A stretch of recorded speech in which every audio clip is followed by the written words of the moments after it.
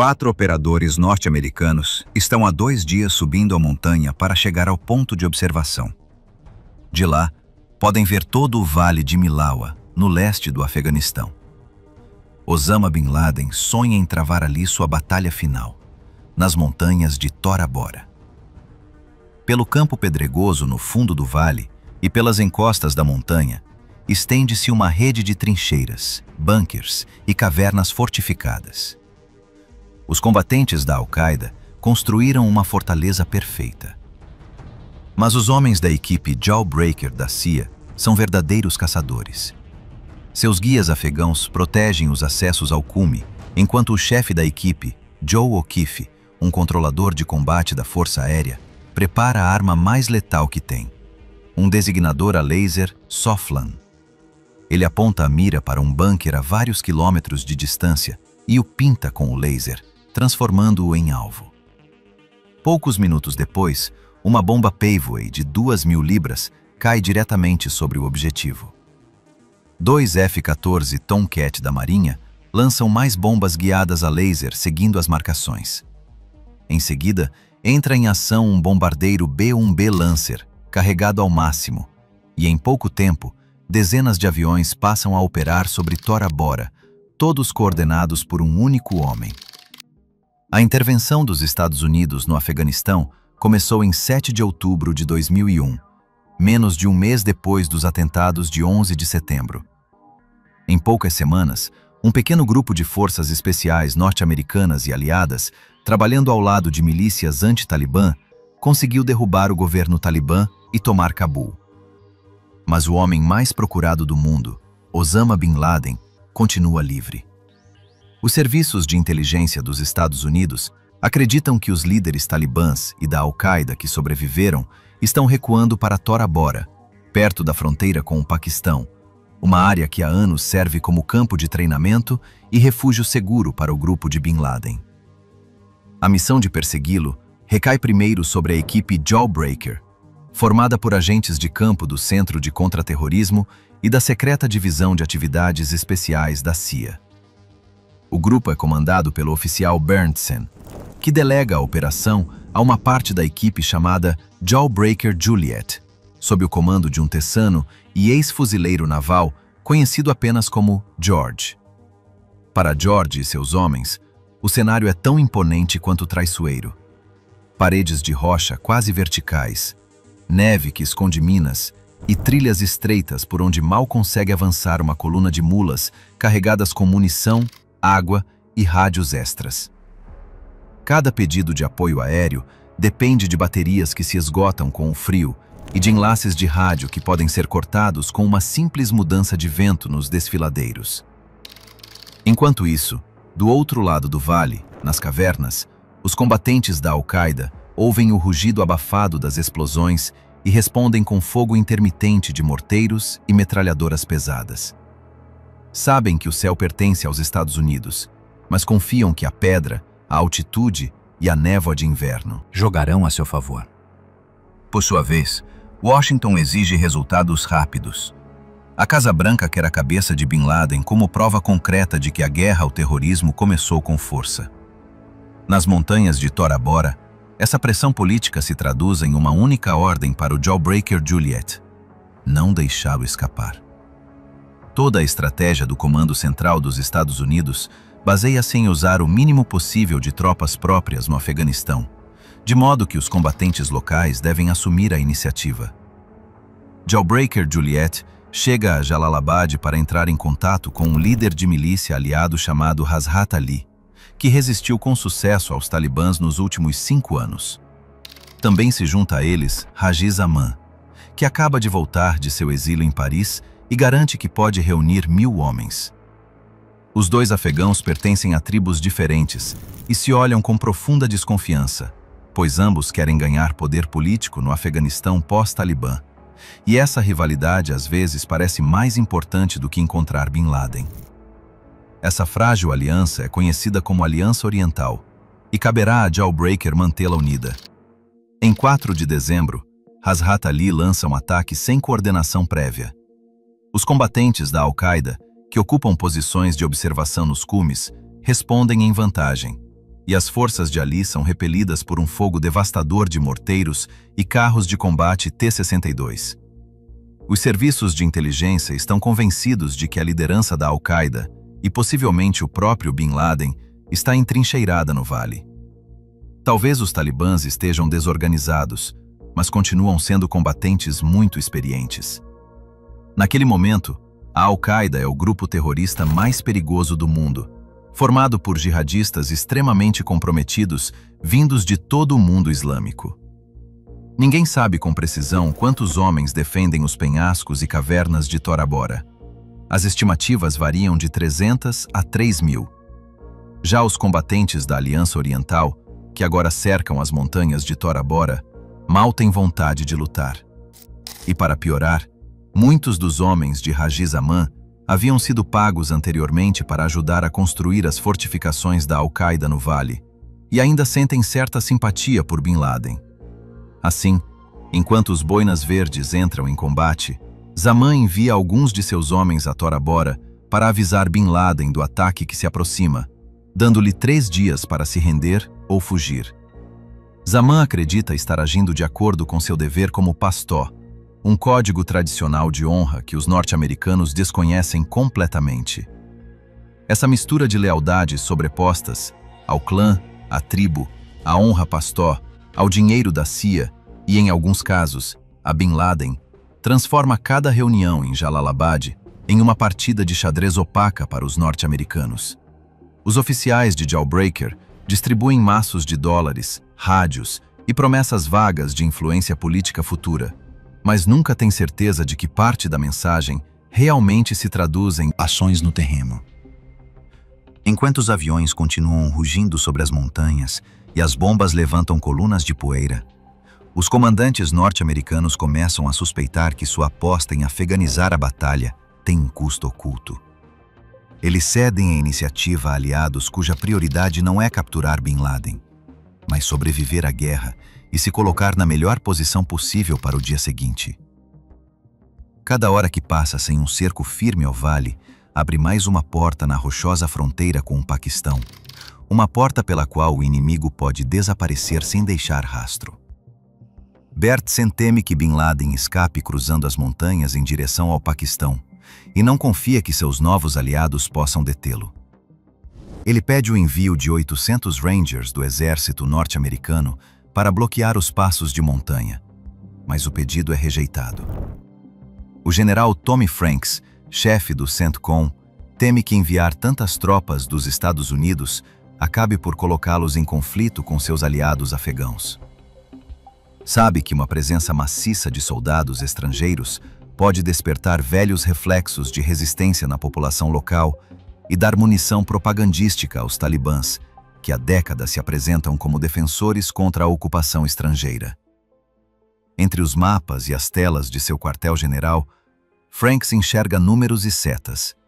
Em Tora Bora, Bertsen vê rotas de fuga escancaradas. Mesmo assim, o Jawbreaker não está totalmente sozinho. A equipe recebe reforços da Força Tarefa 11. Sob o comando do Major Thomas Greer, essa força é composta por cerca de 40 operadores, em sua maioria da principal unidade de operações especiais do Exército dos Estados Unidos, a Delta Force, além de 12 homens do secreto Special Boat Service do Reino Unido. São especialistas em operações de alto risco, acostumados a se mover em pequenos grupos, à noite, em terreno hostil e a desaparecer sem deixar vestígios. Reunidos no quartel de Hazrat Ali, instalado numa escola nas encostas do norte, George insiste que é preciso atacar já.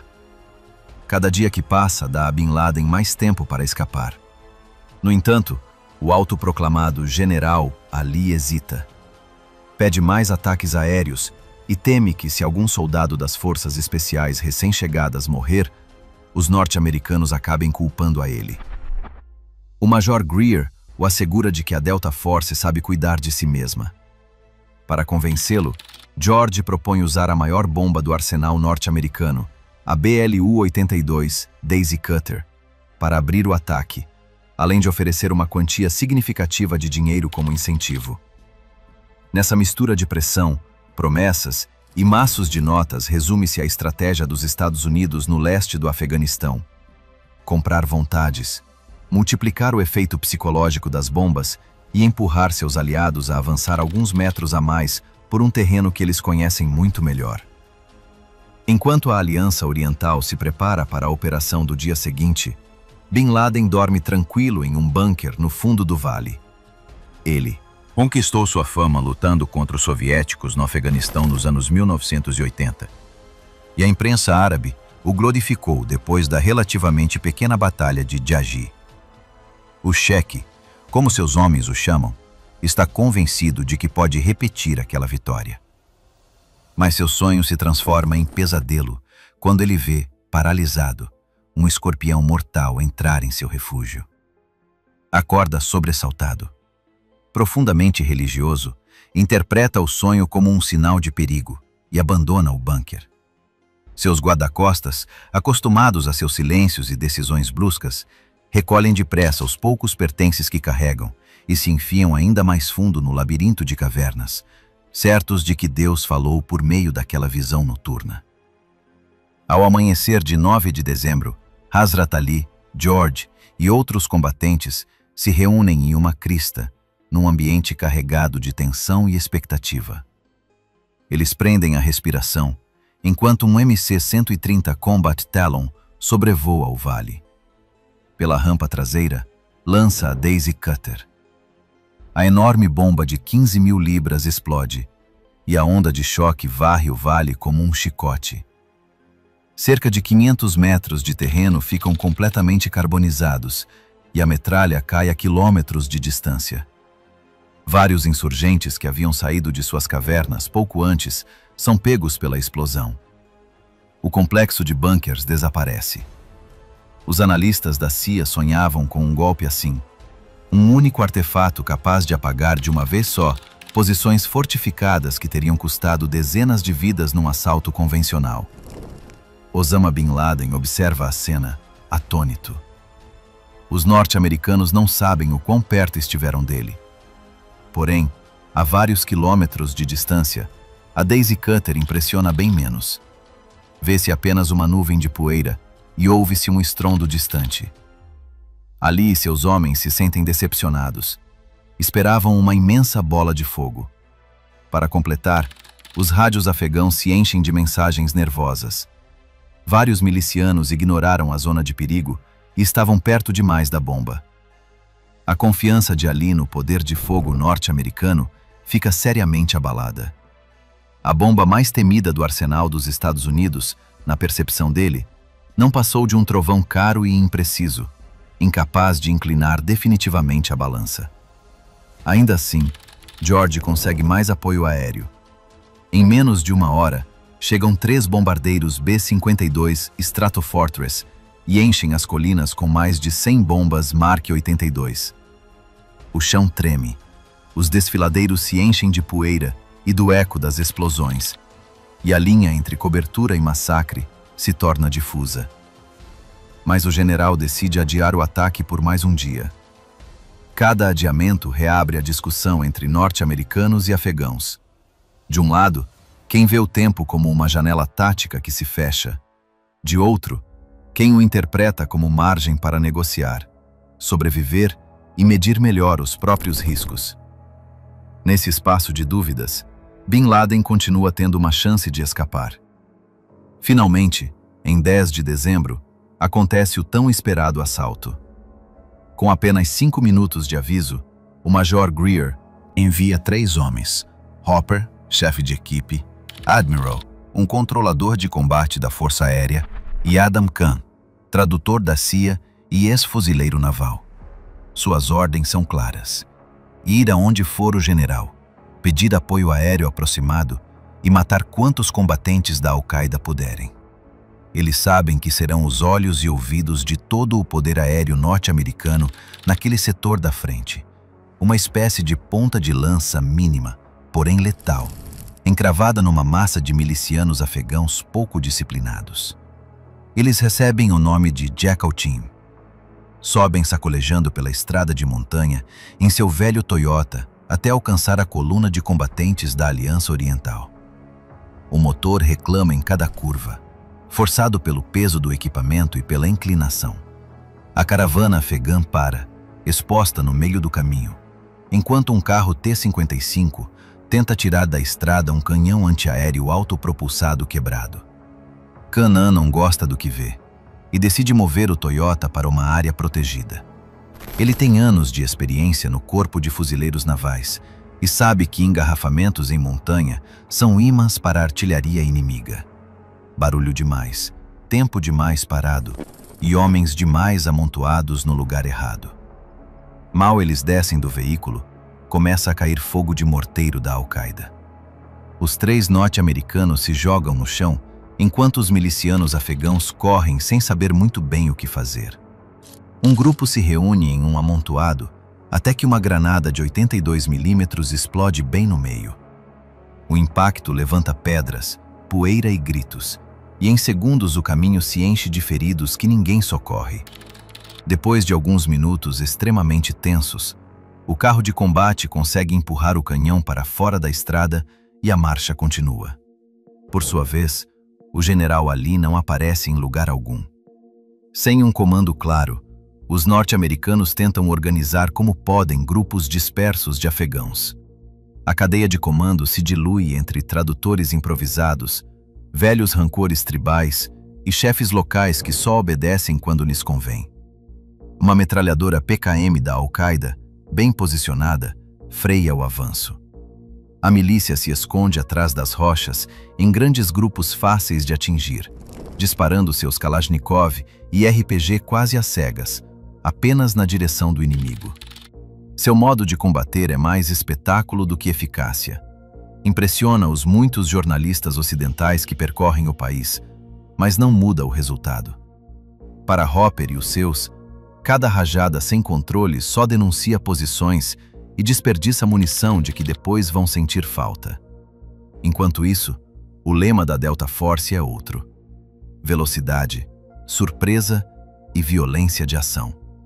Admiral guia um par de F-18 da Marinha até o ninho da metralhadora. Marca o alvo com precisão cirúrgica, falando em um código de siglas e coordenadas que os afegãos não entendem, mas que decide quem vive e quem morre na encosta. Uma salva de bombas JDM de 1000 libras apaga o ponto do mapa. As rochas se desprendem encosta abaixo, enquanto os norte-americanos avançam correndo. Khan consegue convencer um grupo de afegãos a segui-los. Mas à medida que o sol se põe, cada vez mais combatentes da Aliança Oriental desaparecem, descendo novamente a montanha.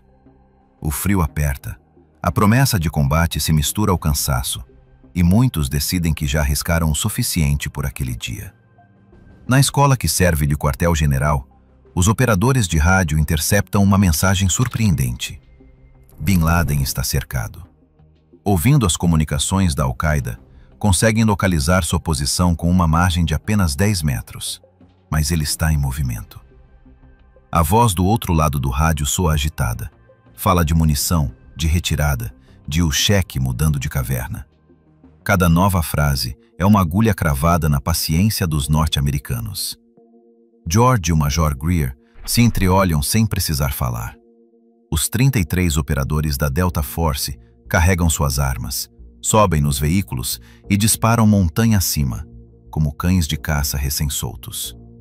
Sabem que poucas vezes na história recente se esteve tão perto de matar o homem mais procurado do mundo. Enquanto avançam pela estrada de terra, cruzam com uma coluna de caminhões e Toyotas que descem em sentido contrário. O veículo da frente para e o general Ali cumprimenta cordialmente o oficial da Delta. Nem ele, nem seu guia parecem compreender a gravidade do momento. Falam de logística, de homens cansados, de voltar amanhã. Tão rápido quanto aparecem, desaparecem novamente vale abaixo. Por um instante, naquela breve parada no meio da poeira, cruzam-se duas formas de entender a guerra. Uma, obcecada em fechar a armadilha. Outra, resignada a que a presa sempre terá outra saída entre as montanhas. Os guias pastós entendem imediatamente o que está acontecendo. É o mês sagrado do Ramadã, e a Aliança Oriental abandonou a frente para ir quebrar o jejum. Segundo a tradição islâmica, os muçulmanos jejuam durante o dia e, ao anoitecer, comem com suas famílias. Para os milicianos afegãos, nem a guerra, nem a caça ao terrorista mais procurado do mundo mudam isso. Para os comandantes norte-americanos, é mais um choque cultural que não haviam previsto.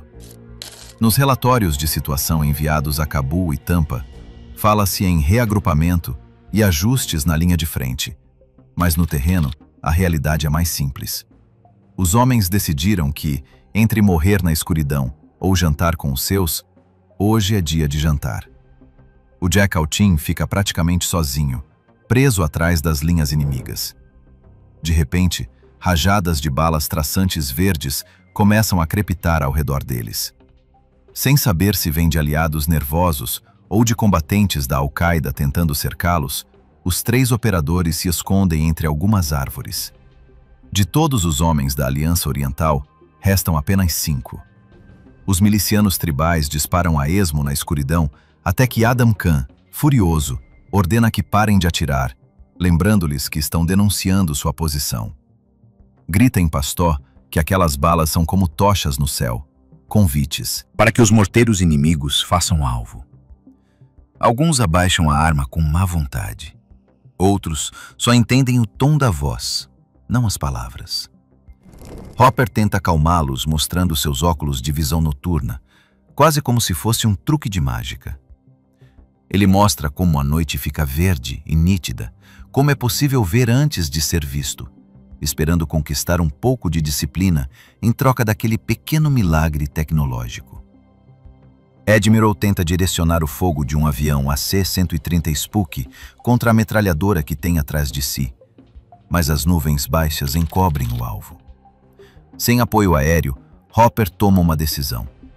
Dá o sinal com a palavra código Warpath, avisando o restante da força de que estão cercados e vão tentar abrir caminho por conta própria.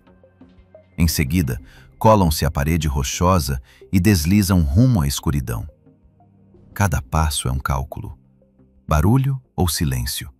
Velocidade ou discrição. Confiança ou paranoia. Mais abaixo na montanha, as balas traçantes começam a explodir ao redor da Força Tarefa 11. Enquanto buscam abrigo, percebem que o fogo não é direcionado contra eles. Os combatentes da Al-Qaeda, nas cristas e colinas, estão atirando em outra coisa. Ninguém sabe dizer ao certo em que, mas fica claro que ainda não detectaram o grupo da Delta que se move logo abaixo. Para Greer e seus homens, é como avançar sob uma tempestade que troveja alguns metros acima. Muito barulho, muito perigo, mas ainda sem impacto direto. A chamada Warpath obriga o Major Greer a tomar uma decisão crucial. Seu plano era se reunir com a Aliança Oriental, que supostamente tinha Bin Laden cercado, mas essa força não aparece em lugar nenhum. Ele tem 2 opções: dirigir-se à posição onde acreditam que Bin Laden está, a cerca de 2.500 metros, ou ir buscar seus homens, perdidos numa cordilheira cheia de inimigos e de aliados pouco confiáveis. No fim, decide. Haverá outra oportunidade com Bin Laden. Primeiro precisamos recuperar os nossos rapazes. Essa frase, dita quase de passagem, ficará gravada em sua memória como uma bifurcação irreversível. O dever de caçador frente ao dever de comandante. Eles se movem com discrição em meio ao caos em direção à última posição conhecida do Jack Altin, ignorando o crump dos morteiros e o ruído constante dos tiros ao redor. A força de Greer intercepta as transmissões de rádio do Jack Altin e consegue localizá-lo. Hopper, Admiral e Khan estão bem. Conseguiram avançar subornando e negociando a passagem entre retardatários da Aliança Oriental. Apenas 2 afegãos ainda estão com eles. Os demais desapareceram em direção ao vale, engolidos pela noite e por suas próprias prioridades. Com a Força Tarefa 11 novamente reunida, descem a montanha em direção à escola que serve de quartel-general. Mas essa será uma noite da qual o Major Thomas Greer se arrependerá por toda a vida. Cada curva da descida lhe parece um passo atrás. Cada metro perdido um presente para o inimigo.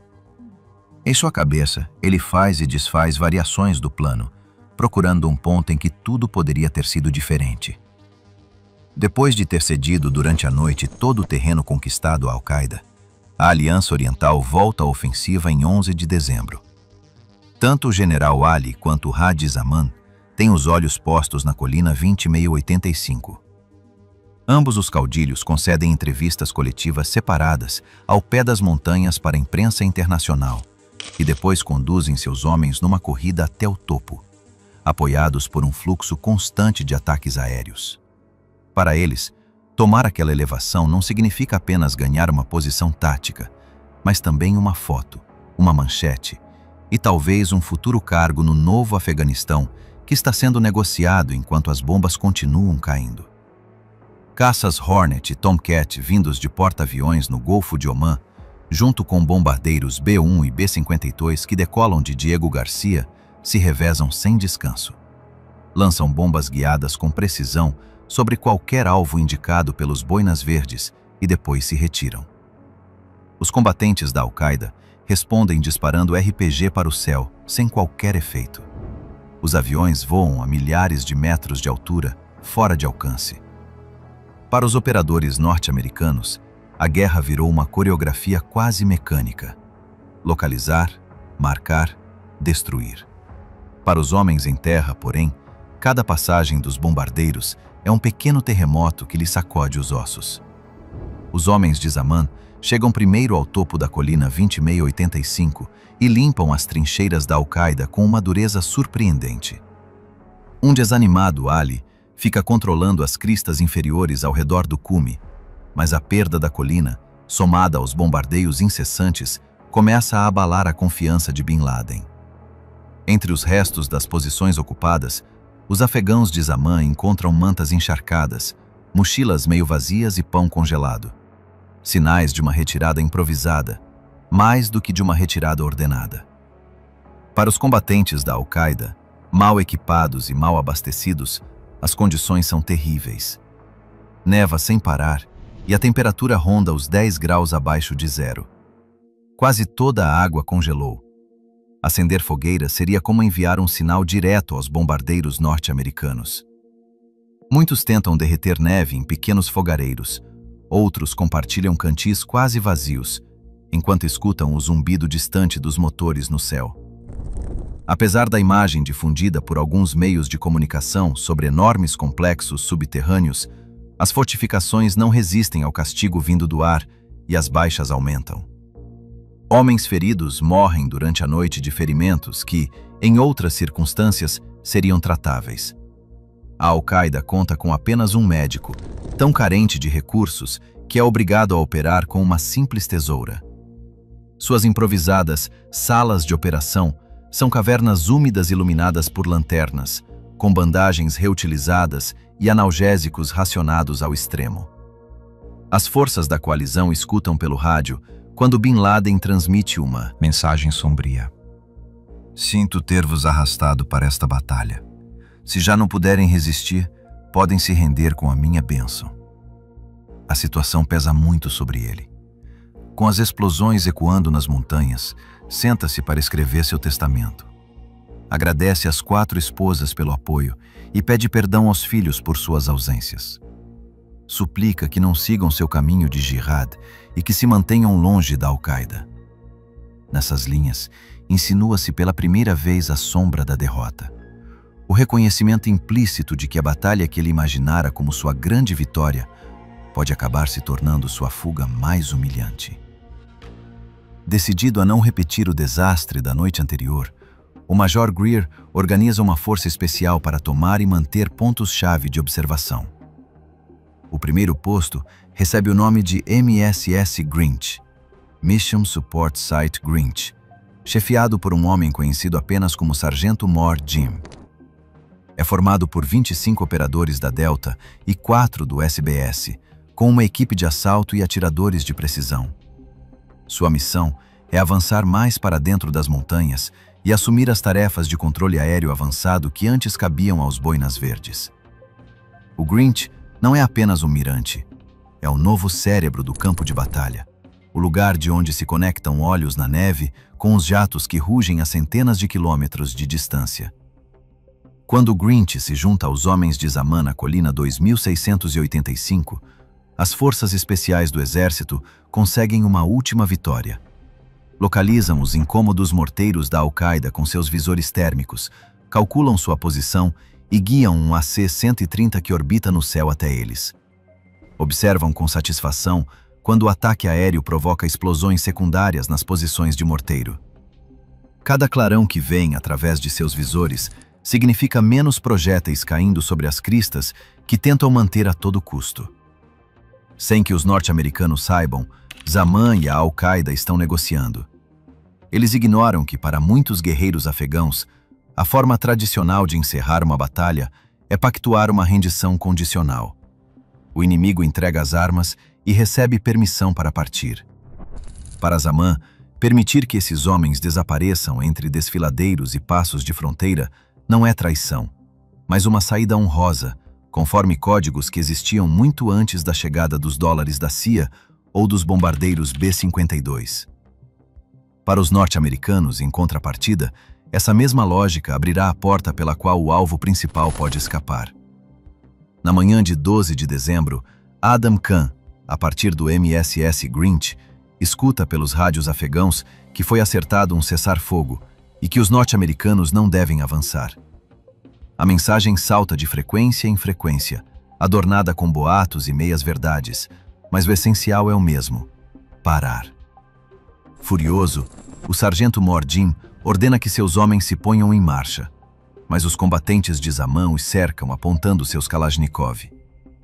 Durante alguns segundos, todos os canos miram na direção errada. Khan consegue acalmar a situação, traduzindo aos gritos, mãos erguidas, lembrando aos milicianos que aqueles homens de barba curta e capacete estranho são justamente quem fez cair bombas sobre seus inimigos. Mesmo assim, Zaman insiste que a equipe permaneça onde está. A notícia do cessar-fogo corre rápido. O comandante do Jawbreaker, Gary Burnson, oficial da CIA, com Bin Laden praticamente ao alcance, ruge pelo rádio. Nada de cessar-fogo, nada de negociação. Continuamos com os ataques aéreos. Na cabeça dele, cada minuto de trégua é mais uma estrada aberta rumo ao Paquistão. Ele vê o mapa mental de Tora Bora, e onde outros enxergam montanhas nevadas, ele só distingue rotas de fuga. Os norte-americanos já desconfiam de Zaman. Acreditam que, em dias anteriores, ele permitiu que combatentes da Al-Qaeda escapassem sem serem incomodados. Khan e Jim o pressionam para que dê explicações. Lembram-lhe as colunas de homens que desapareceram na noite, os rumores de conversas a portas fechadas, os silêncios incômodos no rádio local. Zaman lhes diz que o cessar-fogo durará até às 17 horas, para dar tempo aos homens da Al-Qaeda de descer das montanhas. Mas depois descobrem que ele falou à imprensa sobre outro cessar-fogo, até às 8 horas da manhã do dia 13. Os norte-americanos não estão dispostos a aceitar isso. Para eles, essa diferença de horas equivale a quilômetros ganhos pelo inimigo. Zaman vai até a escola-quartel para se reunir com George e Greer, que estão igualmente irritados. Chegam às 17 horas. Os passos de montanha estão vazios. Ninguém se rende. Não há colunas de prisioneiros, nem pilhas de armas entregues, nem bandeiras brancas improvisadas com lenços. Só trilhas nevadas que se perdem na direção do Paquistão. No MSS Grinch, os operadores empunham seus fuzis M4. Jim, com expressão dura, avisa o comandante afegão: "Não aponte suas armas para nós." É uma frase curta, mas carregada de uma ameaça claríssima. O próximo cruzar de olhares já não será de advertência. Em questão de minutos, norte-americanos e britânicos voltam à luta.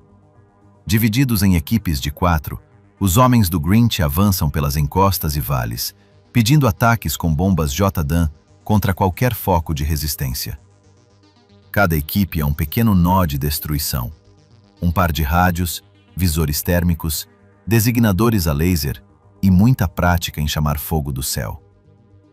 Uma das equipes encontra uma metralhadora DSHK, que dispara balas calibre .50 contra as rochas afiadas de uma aresta estreita. Lutando contra os primeiros sintomas de mal de altitude, os soldados se jogam no chão, enquanto um dos comandos do SBS pede uma bomba guiada GBU-32 de 1000 libras a um caça que orbita na área. O frio morde as mãos mesmo através das luvas. A respiração é curta e entrecortada, mas a voz no rádio sai firme, quase monótona. Coordenadas, altitude, marcadores. Poucos minutos depois, a montanha responde com um único trovão. O problema da DSHK deixa de existir. Apesar de quão frustrante foi o episódio do cessar-fogo com a Aliança Oriental, os norte-americanos têm motivos para algum otimismo. O simples fato de a Al-Qaeda estar negociando significa que está encurralada. Mas também implica que Bin Laden e outros líderes podem tentar escapar. Cada tentativa de trégua soa, para eles, como cortina de fumaça. A Delta Force pressiona o comando central para usar minas lançadas do ar e bloquear os passos para o Paquistão. Mas a ideia é rejeitada. Em Tampa, as implicações políticas e humanitárias pesam mais do que a urgência do cerco. Chegam mais 8 comandos do SBS e um oficial do MI6 para apoiar Haji Zaman. A portas fechadas, o oficial britânico deixa muito claro a Zaman que não será tolerada uma repetição do que ele fez antes. O tom é cortês, quase diplomático, mas a mensagem é inequívoca. Apoiando-se no sucesso do MSS Grinch, o Major Greer cria um novo posto, MSS Monkey. Essa unidade avança pelo lado ocidental das montanhas e rende os boinas verdes em Cobra Bravo. Greer está entusiasmado com a ideia de voltar a empregar o destacamento ODA 572 em outro lugar, mas a equipe é retirada da zona imediatamente. Numa guerra em que tudo parece improvisado no terreno, as decisões estratégicas continuam chegando de muito longe, às vezes alinhadas com a realidade das montanhas, e às vezes, como em Tora Bora, totalmente fora de tempo. Os analistas de comunicações voltam a interceptar a voz de Bin Laden no rádio, mas desta vez não é ele falando ao vivo, e sim apenas um sermão gravado. A mensagem soa solene, carregada de citações religiosas e referências a antigas batalhas, mas para os especialistas norte-americanos tem um significado frio e técnico. Se é uma gravação, o cheque provavelmente já não está ali. Mesmo assim, nos mapas do quartel-general, qualquer rastro da voz dele continua marcando um ponto vermelho sobre as montanhas. Em 14 de dezembro, nuvens muito densas e neve dificultam os ataques aéreos norte-americanos. A batalha se transforma em uma luta corpo a corpo, brutal e próxima, para eliminar os últimos focos de combatentes fanáticos da Al-Qaeda, que resistem até o fim em dezenas de cavernas e esconderijos. Seu sacrifício lhes dá algo muito valioso: tempo. Eles se movem de caverna em caverna, arrastando feridos, disparando de frestas minúsculas na rocha e forçando os boinas verdes e operadores da Delta a limpar cada posição quase casa por casa, caverna por caverna. Enquanto isso, líderes talibãs e da Al-Qaeda escalam pelos passos de montanha nevados sob os cumes afiados da cordilheira Svingar para cruzar com segurança a fronteira rumo ao Paquistão. São os mesmos passos que Berntsen queria bloquear com soldados Rangers do exército norte-americano e os mesmos passos que a Delta Force quis minar a partir do ar. Berntsen calcula que pelo menos 200 combatentes da Al-Qaeda conseguem escapar para o Paquistão. Em seus relatórios posteriores, esse número não será apenas um dado. Será a medida de uma oportunidade perdida, de uma armadilha que quase se fechou, mas permaneceu aberta por alguns poucos quilômetros de terreno sem controle. Quando o tempo melhora no dia 15, a Força-Tarefa 11 se apressa em recuperar o terreno perdido. O MSS Grinch avança junto com os homens do General Ali, que param em uma crista. Eles se recusam a seguir adiante até que a metralhadora DSHK situada na crista oposta seja destruída. A arma não dispara há horas e já tinha sido atingida antes, Mas os afegãos não cedem e se sentam para esperar. Alguns chegam a fumar haxixe. Para os operadores norte-americanos, acostumados a aproveitar ao máximo cada minuto de luz, essa pausa parece um luxo incompreensível em plena perseguição. 3 franco-atiradores da Delta Force, Murph, Scrone e John Shrek McPhee, descem com cuidado pela encosta perigosa e flanqueiam pelo leste. De uma nova posição de observação, Scrone detecta um combatente da Al-Qaeda a cerca de 800 metros, disparando um RPG. Apoia com cuidado o fuzil SR-25 sobre a silhueta do homem, mas pensa 2 vezes. Para não revelar sua posição, ele e Shrek pedem apoio aéreo a um caça norte-americano que está em órbita, e uma bomba guiada por GPS elimina o inimigo solitário. No silêncio que se segue à explosão, os 3 atiradores voltam a ser sombras coladas à rocha, invisíveis para quem quer que olhe do outro lado do vale. Depois, a equipe destrói novamente a posição da DSHK com outro ataque aéreo, o que faz com que as forças do general Ali avancem, embora apenas um pouco. Cada metro conquistado custa horas de discussões, chamadas de rádio e novas demonstrações de poder aéreo. Para Ali, a artilharia norte-americana é um recurso a ser consumido com cuidado. Para Greer, é a única forma de manter o impulso de um aliado que sempre parece prestes a parar. Mais tarde, naquele mesmo dia, um comandante afegão, muito agitado, informa que um homem alto, de estatura semelhante a 1,98 m de Bin Laden, acompanhado por uma escolta numerosa, entrou em uma caverna próxima. De sua nova posição, ouvindo as comunicações de rádio, o MSS Grinch percebe que tem justamente essa rede de cavernas diante dos olhos. De repente, tudo se encaixa. O relato do comandante local, os trechos de mensagens interceptadas, as rotas de retirada que levam à fronteira. Admiral reage imediatamente. Chama um por um todos os aviões disponíveis. De todo o Afeganistão e do Mar Arábico, dezenas de aeronaves se preparam para receber ordens. Caças-bombardeiros F-15E Strike Eagle da Força Aérea dos Estados Unidos, vindos do Kuwait. Tomcats e Hornets da Marinha, decolando dos porta-aviões Kitty Hawk, Theodore Roosevelt e Carl Vinson. Além de bombardeiros estratégicos B-1B Lancer e B-52 Stratofortress, que voam a partir da base de Diego Garcia. Em questão de minutos, o céu sobre Tora Bora se enche de círculos, invisíveis de aço e querosene, todos à espera de coordenadas exatas que poderiam, enfim, encerrar a conta pendente com o homem mais procurado do planeta. Em poucos minutos, os aviões estão empilhados no céu, um acima do outro, a cada 1000 pés, esperando a ordem. No topo da colina, a tensão é palpável quando se ouve pelo rádio o primeiro "Weapons Away", armas em caminho. O MSS Grinch pode estar prestes a matar Osama Bin Laden. As explosões dilaceram a paisagem. As primeiras bombas JDAM de 2.000 libras caem sobre as coordenadas marcadas. As posições de combate ao ar livre são destruídas em minutos. Outras JDAM com ogivas perfurantes BLU-109 atravessam a rocha sólida e explodem dentro dos túneis, enquanto os homens do Grinch vão movimentando seus designadores a laser SOFLAM para novos alvos. Admiral mal consegue se fazer ouvir pelo rádio, abafado pelo trovão constante das detonações que ressoam sobre suas cabeças.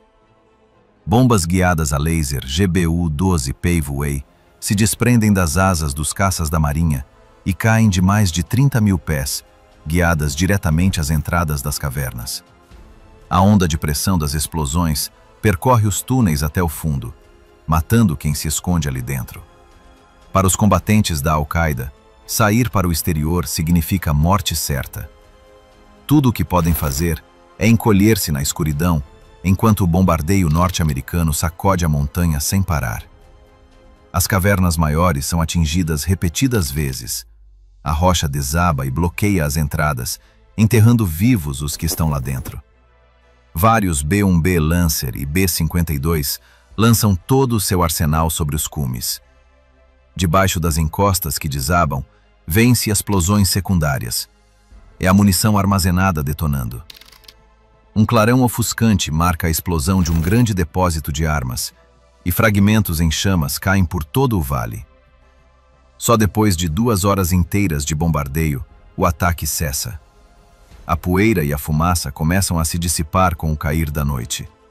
Alguns focos de fogo permanecem acesos aqui e ali, iluminando o céu escuro com reflexos alaranjados.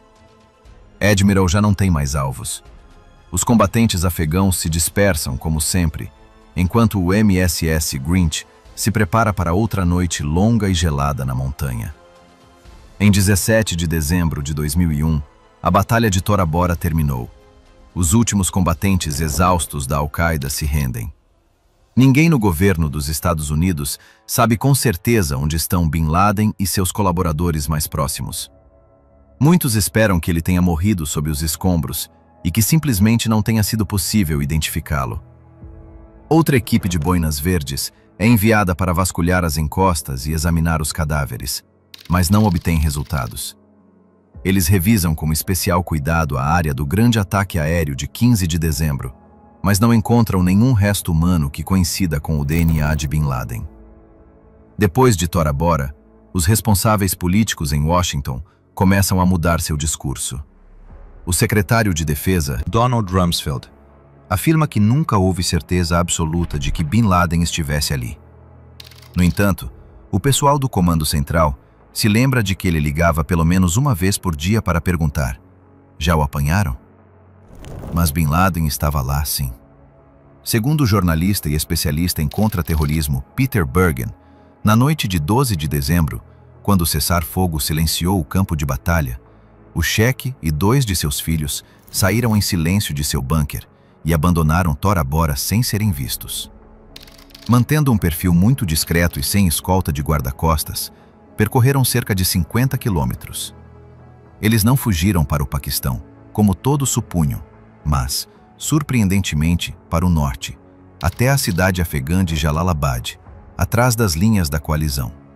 Lá, ele se escondeu na casa de um velho amigo, um caudilho chamado Awal Ghul. Daquele refúgio, Bin Laden viajou a cavalo cerca de 160 quilômetros até um lugar remoto na província de Kunar, onde se ocultou por várias semanas, protegido por outro antigo companheiro da guerra contra os soviéticos. Em 15 de abril de 2002, a emissora árabe Al Jazeera transmite uma fita que confirma o que o mundo inteiro temia: Osama Bin Laden continua vivo e em bom estado. Fica assim confirmado o fracasso de Tora Bora. Um fracasso que marca o início de uma caçada humana que durará 10 anos.